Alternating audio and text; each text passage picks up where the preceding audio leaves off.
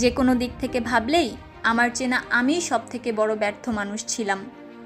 কথাটি বর্তমান বিশ্বের অন্যতম শ্রেষ্ঠ লেখিকা জে.কে রাউলিংয়ের। তিনি আজ সারা বিশ্বে সুপরিচিত তার লেখা জাদুকরী গল্প হ্যারি পটারের জন্য। আজ শোনাব তার সফলতার পেছনের গল্প।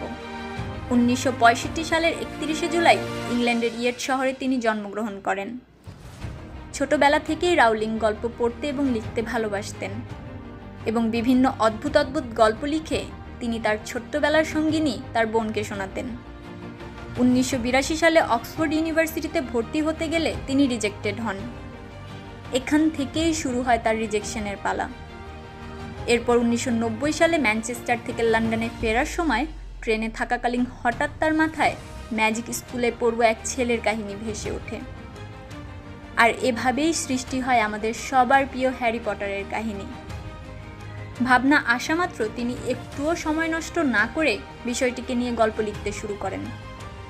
লেখা শুরু করার কয়েক মাস পরই তার সবচেয়ে কাছের মানুষ তার মা মারা যান।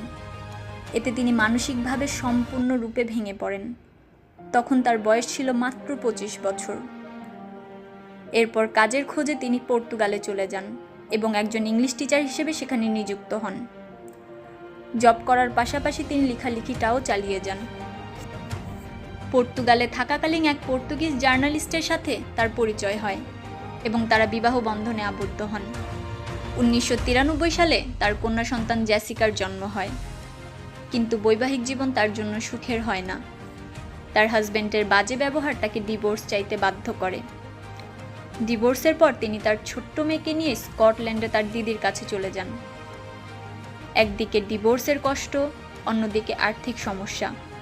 তিনি আবার মানসিকভাবে ভেঙে পড়েন। এ সময় তাকে পুরোপুরি সরকারি ভাতার উপর নির্ভর করেই চলতে হতো। মানসিকভাবে ভেঙে পড়ার কারণে তিনি কয়েকবার আত্মহত্যারও চেষ্টা করেন। এরই মধ্যে হ্যারি পটারের first novel Harry Potter and the philosopher stones লেখা কমপ্লিট হয়ে যায়। এরপর স্টোরি পাবলিশ করতে গিয়ে আরও বাধার সম্মুখীন হতে হয় তাকে। প্রায় 12টি পাবলিশিং হাউস থেকে তিনি রিজেক্টেড হন। অবশেষে ব্লুমসবারি এক পাবলিশিং হাউসের চেয়ারম্যান তার 8 বছরের মেয়েকে হ্যারি পটারের প্রথম চ্যাপ্টারটি পড়তে দিলে বাচ্চা মেয়েটির কাহিনীটি ভীষণ ভালো লাগে। এরপর সে তার বাবার কাছে পুরো বইটি পড়ার জেদ ধরেন, যার ফলে অনিচ্ছা থাকা সত্ত্বেও ব্লুমসবারির পাবলিশার হ্যারি পটার গল্পের প্রথম বইটি পাবলিশ করেন। 26 জুন 1997 সালে বইটি পাবলিশ করা হয়। অল্প সময়ের মধ্যে বইটি সবার খুব পছন্দ হয় এবং বইটি children's book of the year ছাড়াও বিভিন্ন অ্যাওয়ার্ডে সম্মানিত হয়। এরপর হ্যারি পটার সিরিজের একের পর এক নোবেল পাবলিশড হতে থাকে। বইগুলো লোকজনের এতই পছন্দের হয়ে ওঠে যে হ্যারি পটারের 7টি নোবেল নিয়ে 8টি মুভি তৈরি করা হয়। জে.কে রাউলিংয়ের লেখা হ্যারি পটারের শেষ Nobel Harry Potter and the Deathly hallows সমস্ত রেকর্ড ভেঙে দেয় এবং বেস্ট সেলিং অফ অল টাইমের শিরোপা জিতে নেয়।